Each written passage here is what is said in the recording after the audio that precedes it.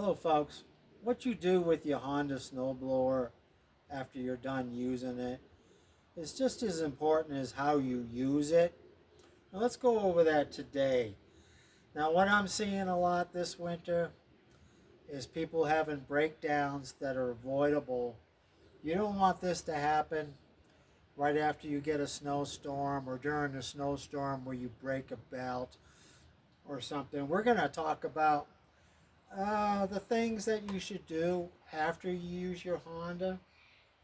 Now, I know what it's like. You've been out there for an hour, 2 hours.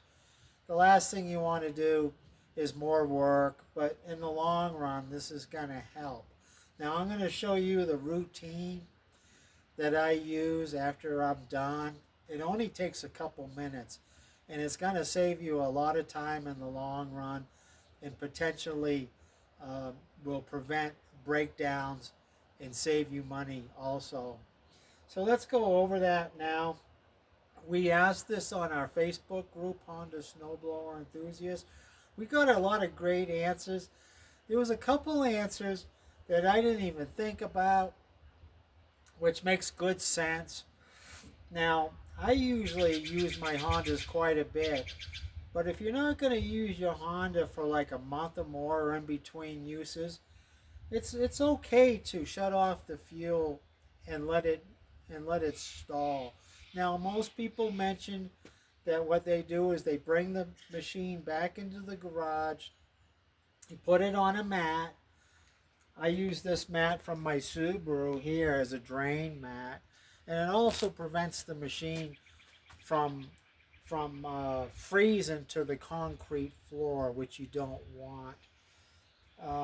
That would prevent a breakdown too. If your tracks or tires are frozen on your cement floor or your wood floor, and you try to drive the machine when it's frozen, you could potentially break some pins or cause internal damage.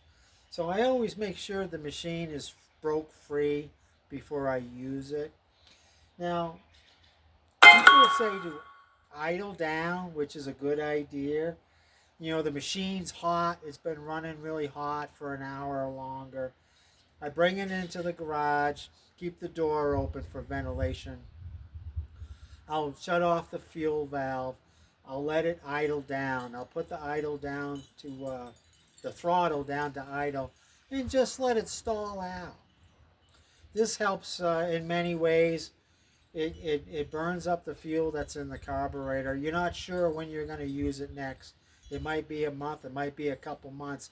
This is the procedure that we use before you store your machine anyways for a long off season, is to do that.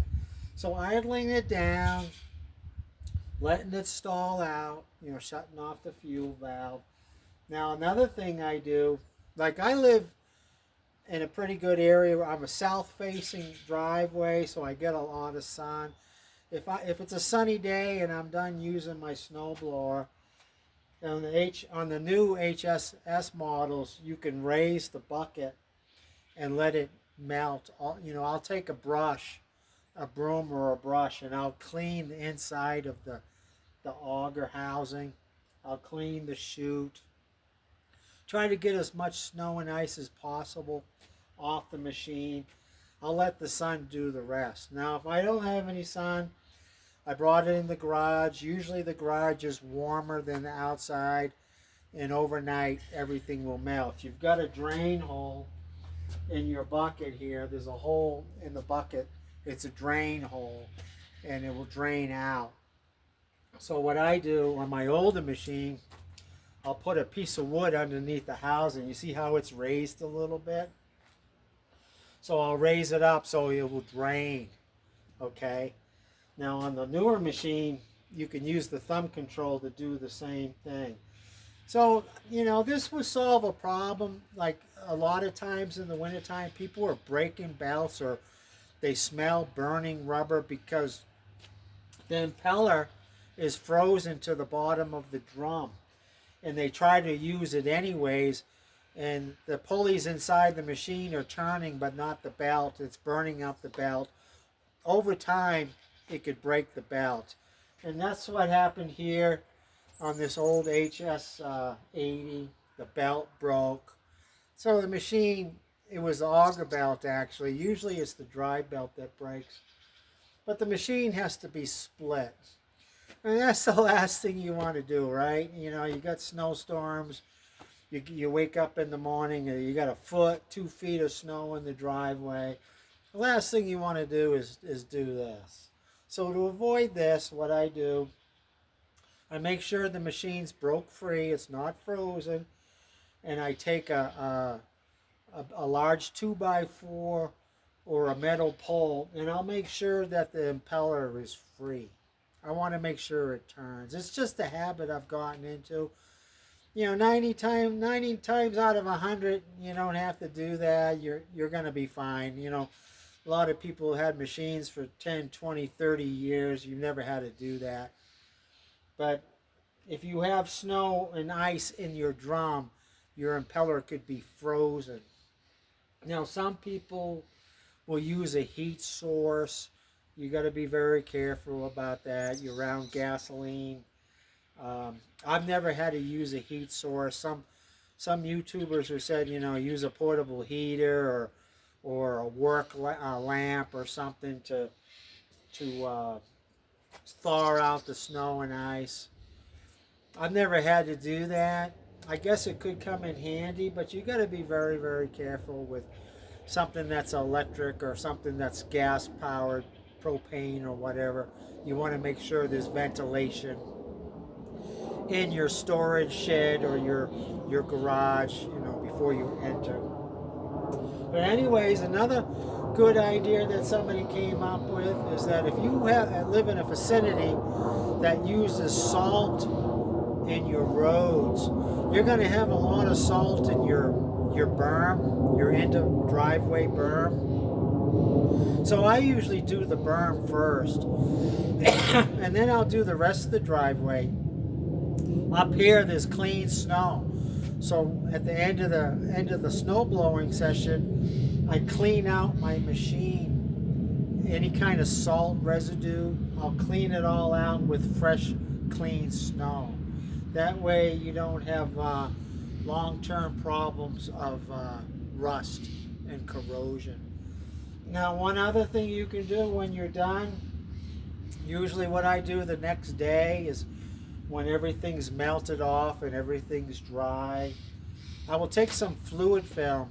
This is what I use, is fluid film. You can use, there's many products that will accomplish the same thing. I'll spray fluid film in my bucket and my augers and my chute. Not only does it help create a slippery surface in case you have wet, slippery, wet, slushy snow.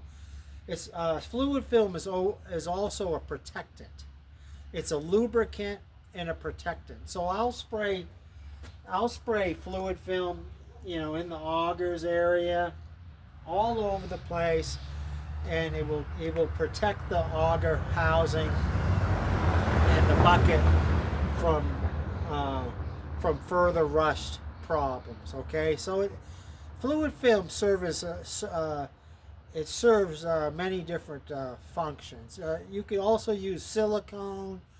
I've also used WD-40, which it washes off quicker, but it also accomplishes the same thing. And if you want your Honda to last longer, this is the routine you should get into. You want your Honda is a big investment. In some cases, it's $4,000 or more dollars. You want it to last a lifetime. And just taking a few minutes to take these small steps after you're done using your machine will help it last longer and prevent any potential breakdowns.